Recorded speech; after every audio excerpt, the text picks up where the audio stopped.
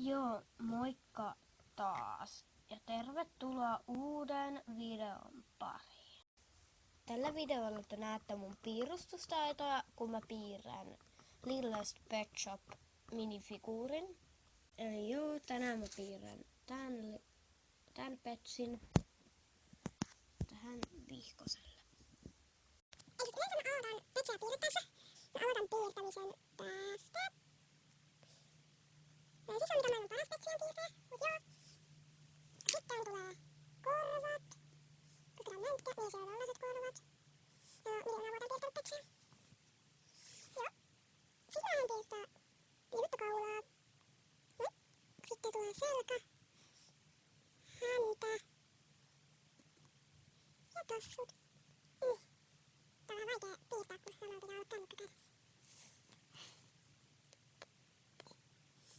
Ei niitä maailman parasta jälkeen, mutta kuitenkin on kummallista.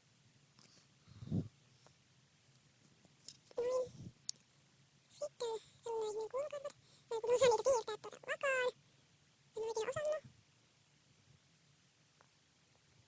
Varsinkin petsien silmät, ja sit ne on ollut älyttömän vaikeita piirtää. Mulla on just tollaset. Mä en siis oo pikkutarkka ollenkaan petsien, varsinkaan silmiä piirtämässä en oo ollenkaan pikkutarkkaa, joka on mun mielestä itse asiassa ihan hyvä. Täytyy vähän väärä kohta tässä. Joo, sit tässä oli ihminen. Joo. Siinä se on. Eli mä muuten värittäisin tän, mut mulla ei oo värikyniä, joten se on moro.